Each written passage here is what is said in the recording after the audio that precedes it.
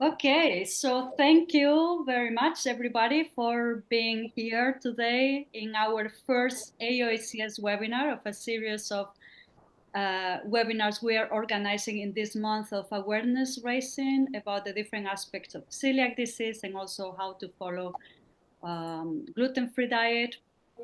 My name is Veronica Rubio. I'm the proud Secretary General of the Association of European Coeliac Societies.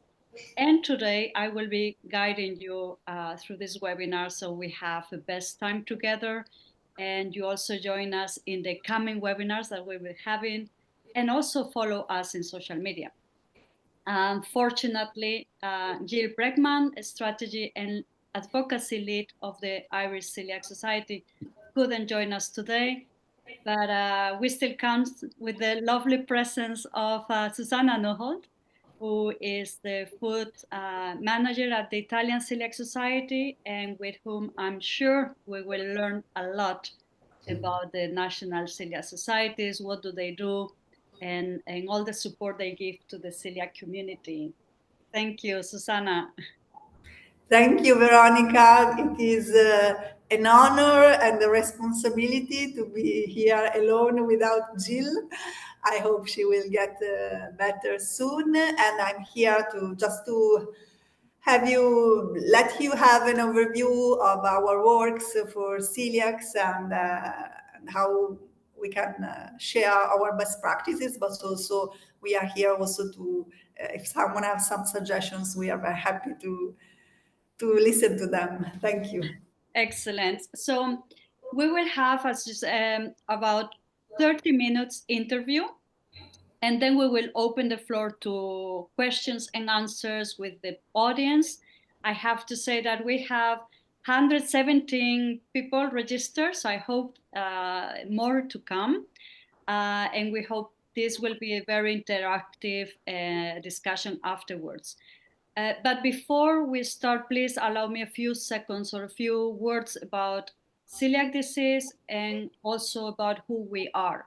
So celiac disease is an autoimmune disease caused by the ingestion of food containing gluten, which is a type of protein that can be found in few cereals like wheat, barley, and rye.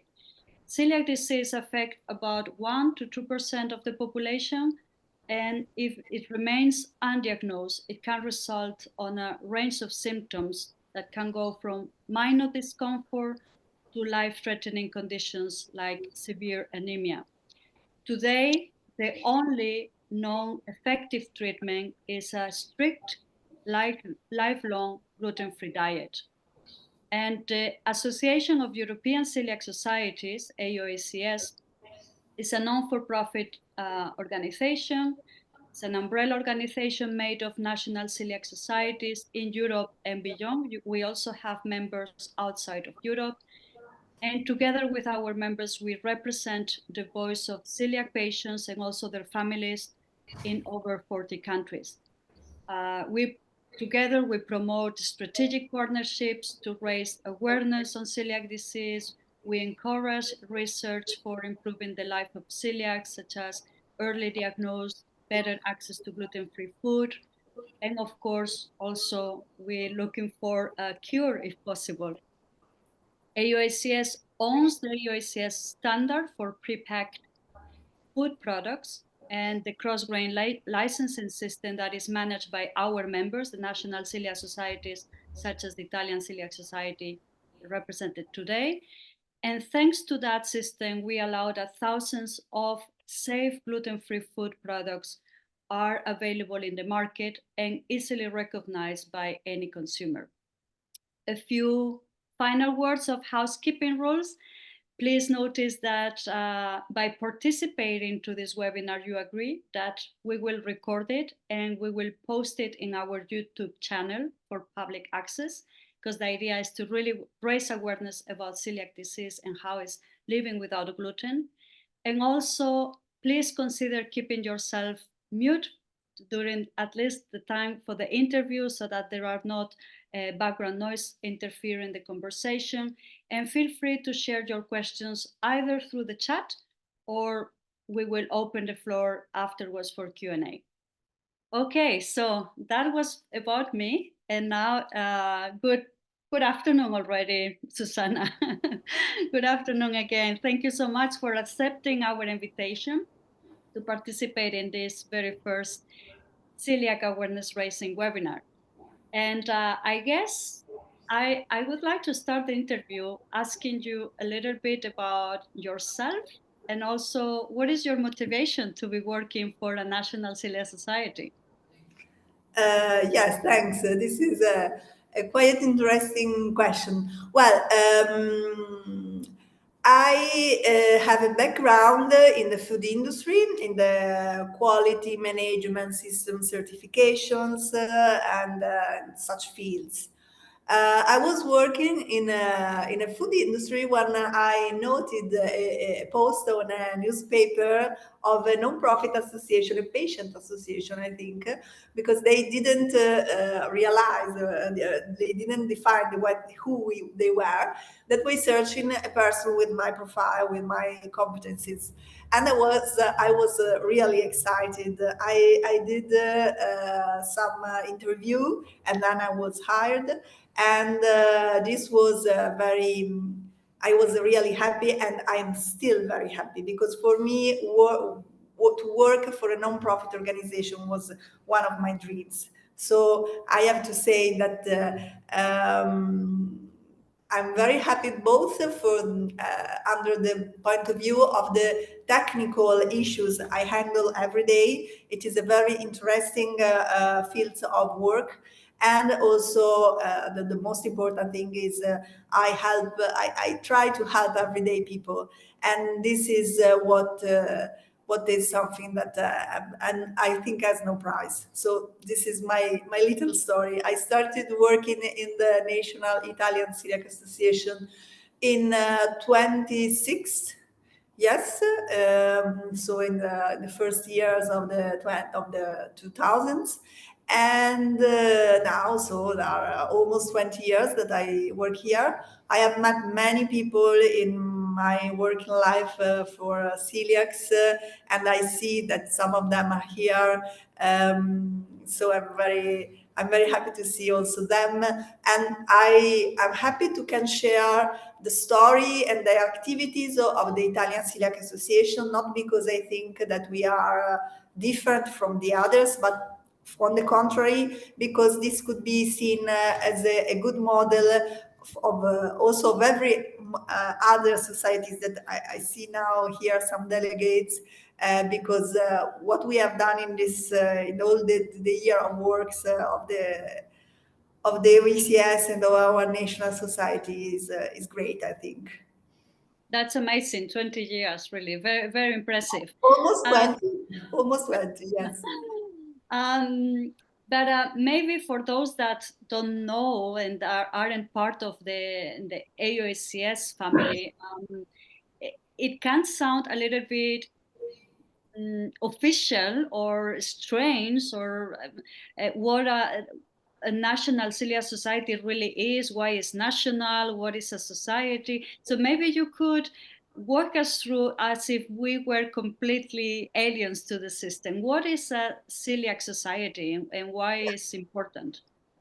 Well, a National Coeliac Society is a group of patients that, and their families, of course. For example, in Italy, the Italian Coeliac Association now turns 45 this year. So we are very happy to celebrate this birthday with you today. And it was born with a group of parents of children with the first diagnosis were done in Italy. And the aim of every, I think, of every patient association is to find more information, to find information about where you could be treated, where are the best places where to be treated, but also to share information, to share experiences, to share your life problem, your everyday life problems. And this was how I think many national associations are born. First as local group, And then they became national because, of course, when you work with an institution, you need to have a national representation to ask for rights for people with a specific disease, or ask for assistance for a specific disease. In those days, in the 70s, no one knew what celiac disease was. No one knew what gluten-free diet was. A very interesting point, the label of the food products was not complete. There was not a mandatory to put all the ingredients. So it was very, very difficult to understand which kind of products people can, children, because in that time the diagnoses were mostly children. So I think that the work this first group of parents have done is incredible, is unbelievable, and that's how it starts. Then, of course, now what we are now, we are a federation, so like a bit of the OECS, because we are a federation of 21 regional associations. This is something peculiar because many other association members of the OECS I know are unique association, and this, of course, depends on how is best managed in your country.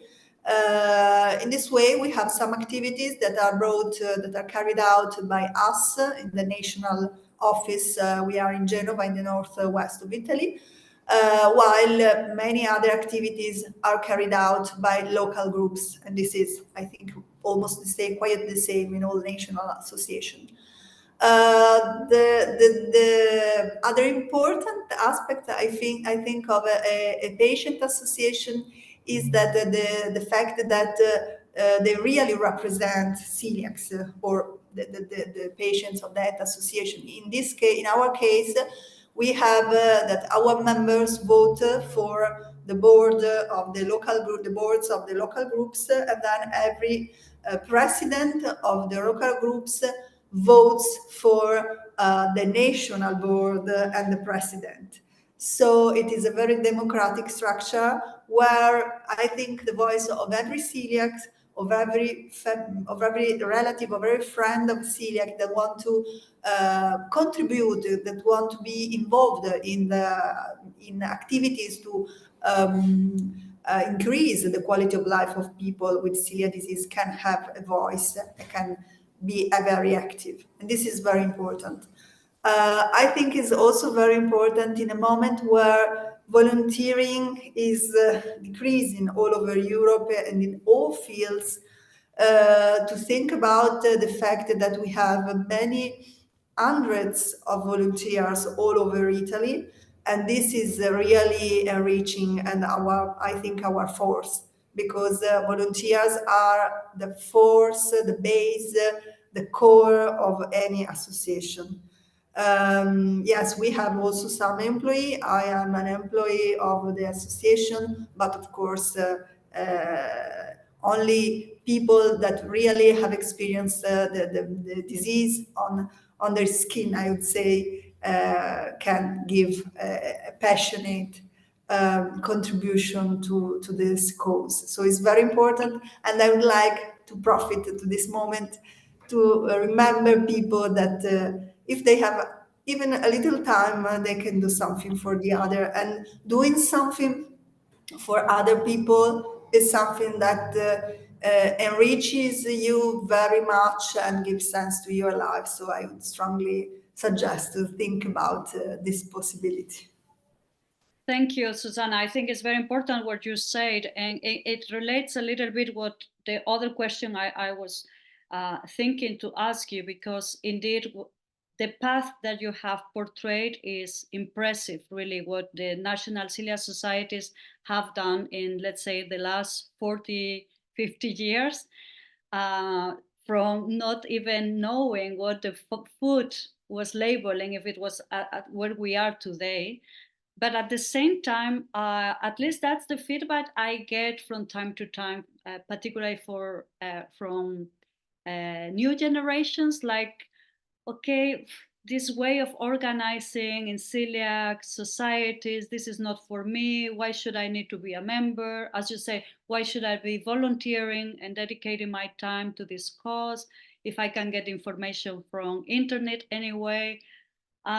So what will you tell to these arguments? Well, I would say that there is not something that is in contrast or could be to be done in one thing or another. I think that everything is very useful for celiacs. For example, now we are experiencing this very quickly increasing of digital activities. For example, we have many informal groups on social networks that help each other to share information exactly as it was in the 70s with these informal groups in offline, I would say. And this is not something that is bad. It is something that we could work together because, of course, we do many activities offline because many activities are is I would say is right that they remain offline because of course we can meet in person, we can share experiences, we can do real activities in where people live, where people study, where people work, and so it's important of course to be present in real person. But for another important activity that a structured association can do and cannot do an informal group is to represent celiacs with institution. This is very important because now we have around, I think, 30,000 members. And it's very important to have a big number of members because in this way institutions look at you and they recognize you as a representative of this patient, of this group of patients. And of course, this is very important to not only to obtain rights for celiacs, but also to protect these rights and maintain them because many people in Italy, for example, we have a very nice assistance, a very good assistance. It is something I think quite unique in the world. But it is something that we have also to protect because, of course, it is expensive for the government, and so it is important to continue to defend it, to explain why it's important to help celiac to comply to their diet, and so to help them in this way. So what I think is that all activities are complementary. So it is important to have still an association that represents you, that can organize activities, services for celiacs that informal groups is very difficult, they can organize. And but this does not mean that they are not important because they could be an easy way to share experiences even if you are alone, if you are far away in another city, you can share information. So it is important that all activities remain in place. In this regard, I should say that we are not all our association, not only the Italian one, are very active also at digital level. So, and I think that we are learning and we must improve in this activity because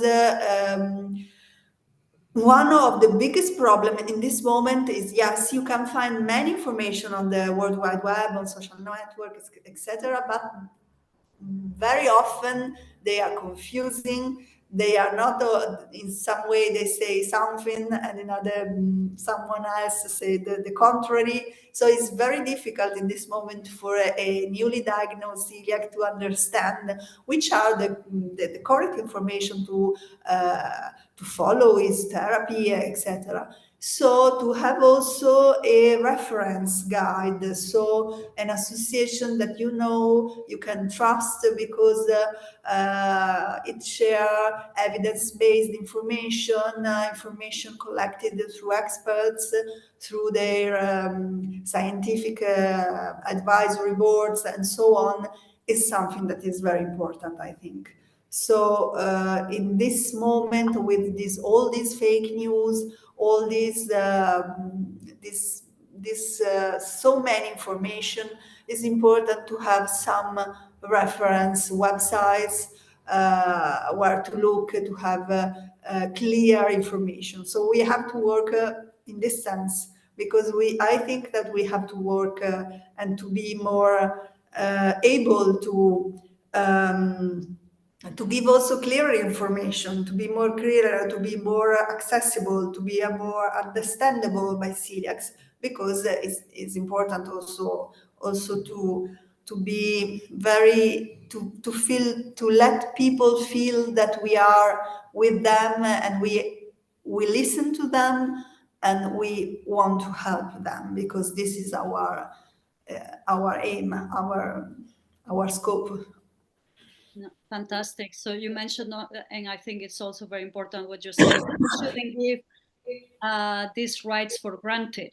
They also need to be maintained and being protected. So could you let us know in your case, and then maybe we will open the floor to other national celiac societies to share, what do you do to protect and enhance celiac rights, including, for example, the access to gluten-free food in the market? What do you? Yeah, well, as I said, the big work was made in the past when we obtained this monthly bonus to purchase gluten-free foods for celiacs. In this case, every Italian celiac can have access to this bonus and buy foods. And so this helps very much to comply with and to comply with the long life therapy of celiac disease, that is the gluten-free diet. Of course, now what we are doing is making better this system. For example, now it is different from a region to another, so we are working to a national system, a digital system, so you can also buy online, for example, and you don't need any paper document, but you just with your card and going online you can buy. So we are working in this way. In the meanwhile, we are working also defending it, protecting it, because of course this bonus has a maximum amount, and of course it could be lowered because of course the resources, the money the available are always less. We have worked also on other rights. For example, we have just supported the proposal of a law that oblige all restaurants to have a minimum offer, gluten-free offer for celiacs. We have managed to obtain in schools that and the hospitals that celiacs can have access to a safe gluten-free meal. We are working very much with catering sector, so promoting training of the catering sector. For example, we just signed an important agreement with the National Federation of public venues like restaurants and so on. So we are working on in many directions, and I think that eating out in this moment is perhaps the most important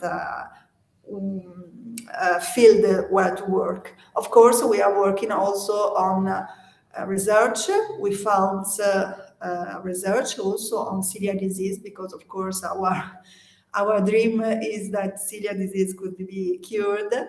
And another important field where we work is diagnosis. So we work very much with doctors, not only gastroenterologists, but all other doctors that can have a suspect of celiac disease, and in this way address people to the correct diagnosis, because so many people still miss the diagnosis.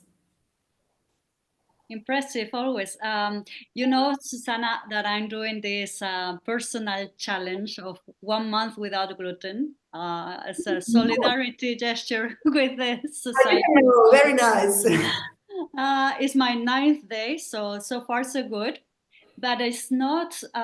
It helps me to ask myself a lot of questions and really be confronted with what a celiac person can live in every moment of their life. You mentioned going out for a drink, or like the other day that I wanted to eat pasta and it was very difficult to find something without gluten, at least here in Brussels. Mm, let's imagine that I'm a new member of your organization. How will you help me? What kind of help I will receive from you? I would like to show you some materials that we give to our members. For example, we have this booklet that is a little guide where we explain, of course, we meet usually in person, the person that is newly diagnosed, and we explain what is a gluten-free diet, how you can follow it, how you can manage all those scary things like contamination, because it's important to understand them and to have not a very worried approach. So a very equilibrated approach towards contaminations, how to read labels. So we have many materials. So we have also, I will show you an application for smartphone. I would like to show you. This is the home of this application. Yes, and you can see that we have different topics. We have the gluten-free venues. So if you need the gluten-free venues, you can click on it, and it will show you on a map all the gluten-free venues that are around you. This is Genova, and you can see we have many of them that are certified through our Eating Out program, for example. And I know that also other associations have this app. We are not alone. We have also our food and drink directory, so you can also use it with the scan, so you can scan the label, and in this way scan it. Yes, okay, you don't see anything, but you can scan and they say, yeah, it says if the product is okay or not. And for example, we have also this traffic light. I show you this traffic light list of food products, so you can understand in a very easy way which kind of products are always safe for you, which you have to be careful, which are completely forbidden. So the classic traffic light list. So for example, this is a very useful application, but of course it is needed to have an help, a real person help. So we start with usually with a dietitian, a nutritionist that gives some advice.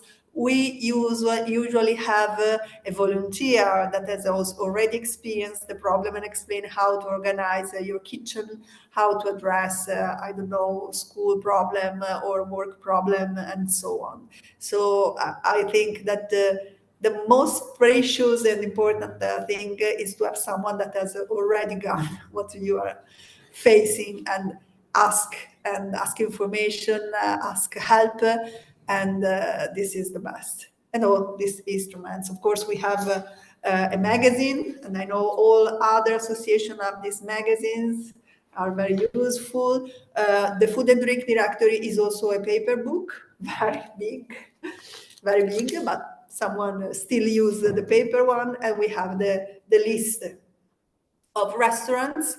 It is a guide that we publish once a year, and it is very nice because, yes, also the application for smartphone is very useful when you are on travel, but you can you can read it and say, okay, well, I would like to go. So it's nice.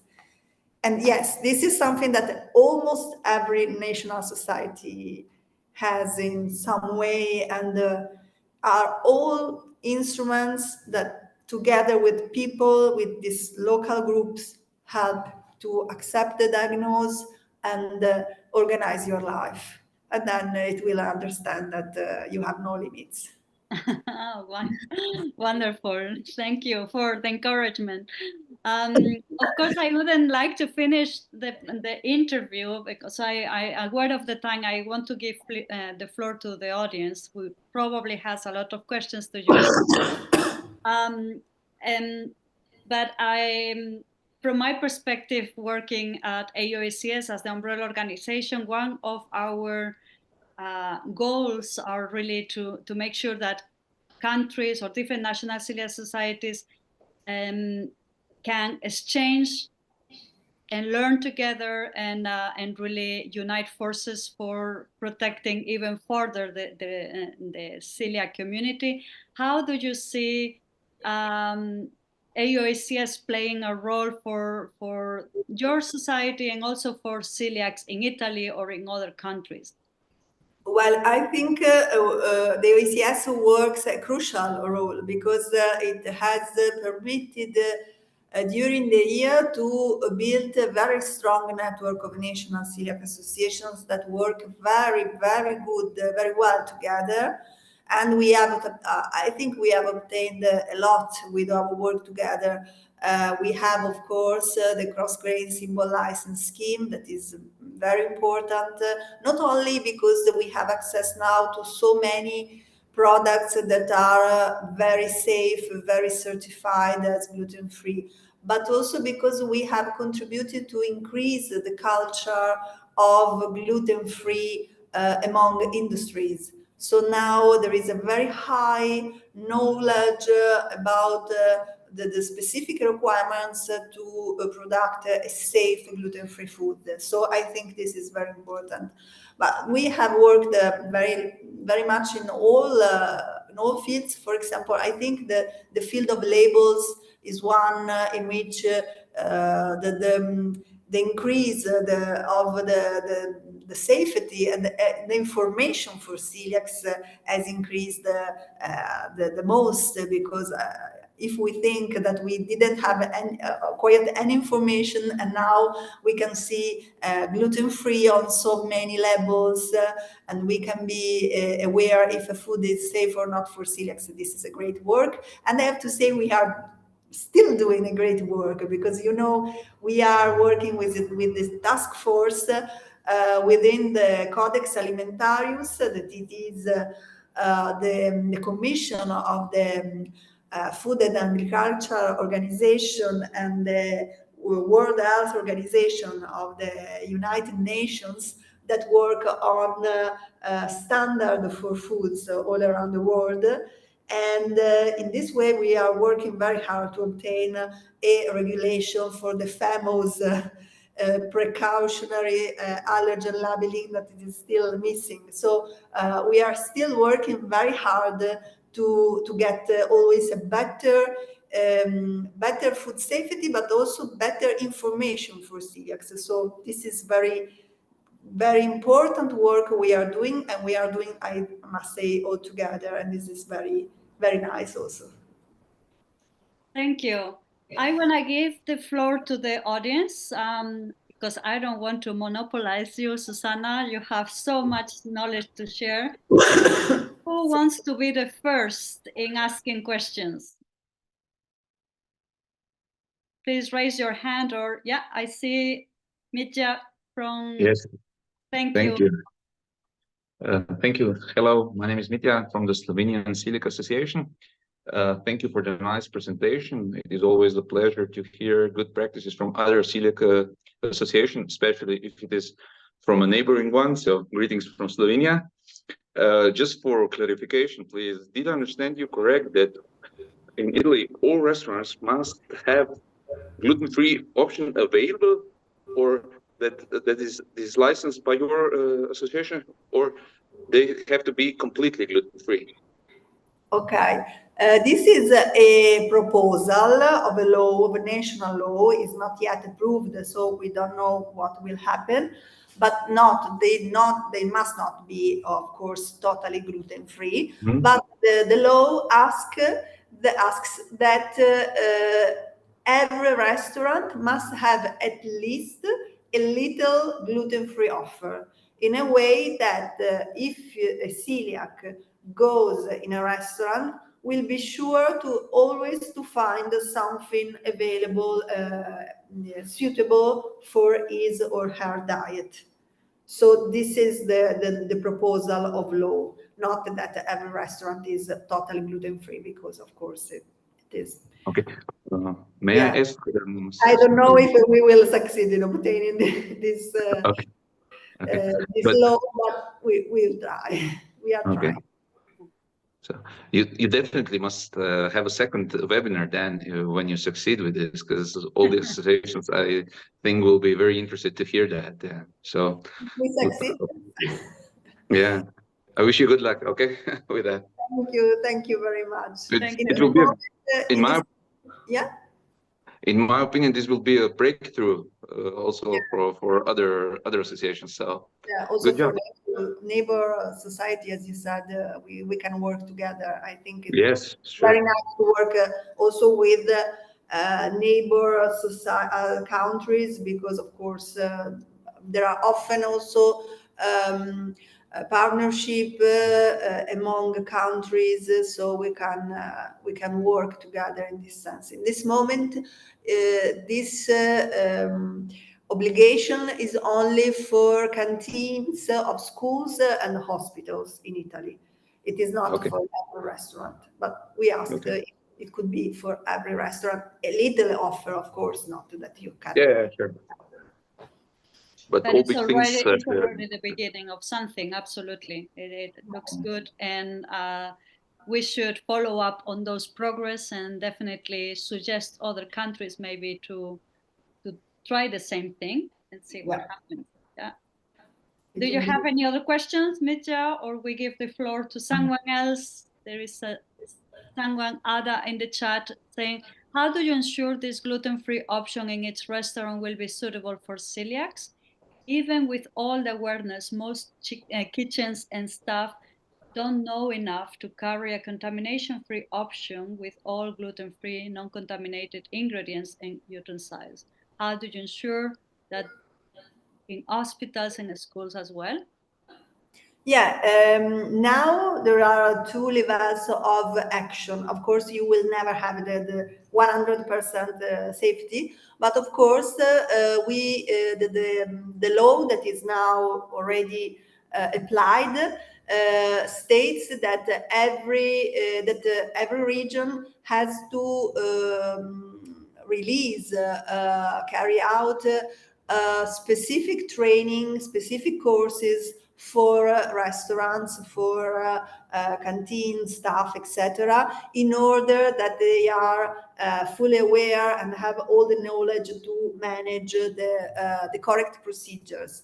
The many regions have also issued specific requirements that these restaurants have to follow, and of course there are the official controls. So I don't know how it is abroad, but in Italy official controls work very well. So they go in the restaurants, in the canteens, and check that everything is correctly applied. So this is how it works now in Italy. Brilliant. We have a question from Adele Gray. I can give you the floor. Thanks. I'm also from Slovenia. I've worked with Mitja. Hi. We have a problem being a neighbouring country because we know that the Italian Association is very strong. And there are people in Slovenia, celiacs in Slovenia, who, for example, are scared to buy products that they can buy in Italy, for example, Kinder chocolate. In Italy, they can buy it and it has, the symbol, that it's gluten-free. In Slovenia, it doesn't. Presumably other countries have problems with this as well. Because in our country, we read labels and we check there's no traces of ingredients, and it's caused a big problem in Slovenia, because a lot of people say, well, Italy said in Italy you can buy this with, you know, with the label that's gluten-free, but in Slovenia it's not. So then people are going to Italy to buy products that they can buy in Slovenia without. I'm just interested in your take on that, because there's many products. Kinder is one that springs to mind. Lindt chocolates, many products like that. Even like some like fruit syrups, cordials, and things. You can't buy them in Slovenia with gluten-free ones, but you can buy them in Italy. And presumably you've just achieved that through deals with manufacturers that they put the labels on. I don't know. It is interesting because it could be that, yes, of course, to guarantee that the product is gluten-free, you should, of course, apply a number of requirements and of controls that are a little expensive, yes. So it is possible that if the market is not very interesting for the producer, that the gluten-free market, they decide that it is not worth the cost, and so they decide not to guarantee their products gluten-free because they don't want to spend some money to guarantee this requirement. This is possible. There are also other possibilities, so different interpretations of the law. So in some cases, I know that in some countries, some products cannot bear the gluten-free claim, and in other countries, they can bear it. So I get again to that work that we are doing at the European and also international level, asking for a more clear clarification of the laws on allergens and on the gluten-free label, because of course this could cause problems among countries, and it is not fair that Slovenian celiacs have to go abroad to buy foods that are safe for them. So it would be nice if we can, perhaps we can have quite a little chat together. You can write me and we can understand which is the problem and we can try to solve it, because I think that it is a problem and it is very nice to cooperate among neighboring countries. So if you write me, we can understand which is really the problem and work on it. And this is what the OECS does to help national celiac societies to solve problems together. Great, thank you. And be sure we will write you. Okay, I will wait. I'm very happy. More work for me. Excellent. Okay. Officially, we are running late already, but if there are a few questions, I will be, here is holidays in Brussels, so I still can give you a little bit of 5 more minutes if there are other questions. If not, I would like to ask Susanna, what will be your wish as for the future of celiacs in the world, in Europe, in the universe? What will be the biggest wish is that celiac disease will be cured and we will not need anymore to have any celiac associations, because every celiac will be healthy and no more with any problems. But in the meantime, I think that we have to wait some time. We'll see with the webinar of Professor Troncone how is the research on this field, on these fields going. For the moment, I think that the most crucial point is information, as I said. So to as national society to be to work more on spreading a correct information on the gluten-free diet is not a fashion, how to follow it, how to diagnose, which are the correct information, which are fake news. This is, I think, the most important thing. I would like to show you a little our website of the National Coeliac the Awareness Week, because just to make you see, this is our website. This is our National Coeliac Awareness Week. And for example, we have this quiz, this test that we use for, this is easy, difficult, to with some questions about the fake news about celiac disease. And this is a way to make people learn which are the correct information and which are not. And this is another very nice initiative. This is called Altogether a Table. And these are, you can see here, all the gluten-free meals that will be distributed in Italy in schools during the National Week. This is a photo of the last year. This is a very nice project because every school that joined this project in a specific day of the National Coeliac Awareness Week give to every student a gluten-free meal. And this is very nice because all children learn what celiac disease is, and it is a way to spread the knowledge about celiac disease in a very nice way. And the most nice things, I think, is that the celiac children not feel different from the other. So it's a very nice project, and I wanted to show you in closing this interview. And if you like to repeat it in your countries, we will happy to share all the materials, information. So thank you.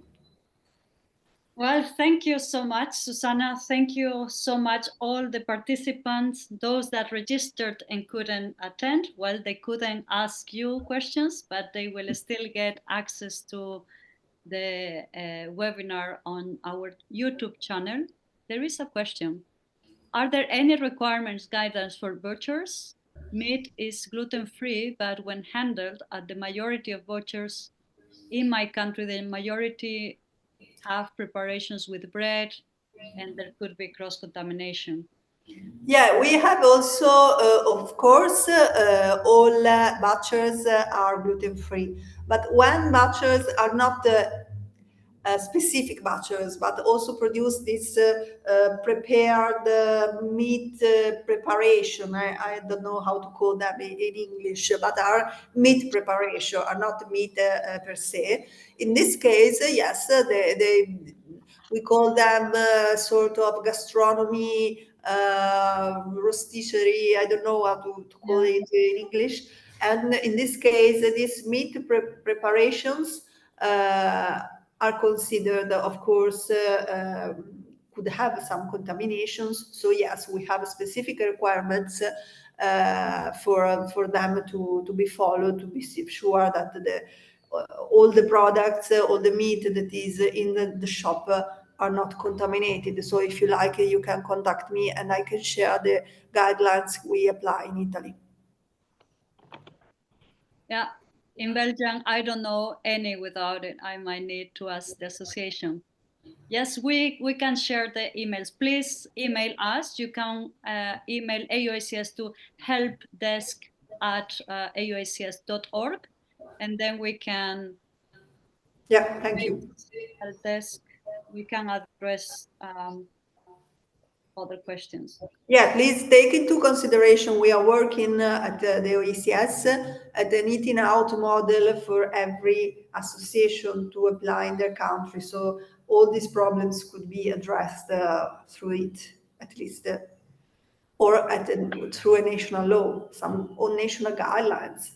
There are many possibilities. Certainly. I saw a hand being raised. Sunde was raising her hand. I don't know if the question is still valid or. Our president. Yes. Oh my God. I wanted, sorry, I didn't want to require some more time, but I have to thank Susanna and the Italian Society that you are pioneers on showing example for us to work to realize that if you are working hard and you have a long-term project and a long-term trust in your knowledge, and you have your community and a members group in behind you, you can win and you can be really successful. So I think that this is our must to follow such a way that you are presenting us now. And thank you, Susanna, for that. I do thank you, and I know they are. I still also Erta Deutsch from the Austrian associations. Yeah. There are many other associations that have done. Also the Hungarian. Yeah, that is okay. Yeah. I think that we are doing a great work all together. Thank you, Tunde. Thank you very much.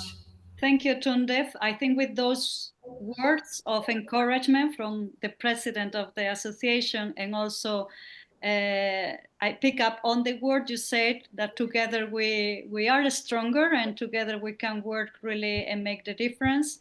Yeah. With that note, I just 1 second more to invite you to register to the virtual run if you haven't, because we only have one person running in Belgium. That's not possible.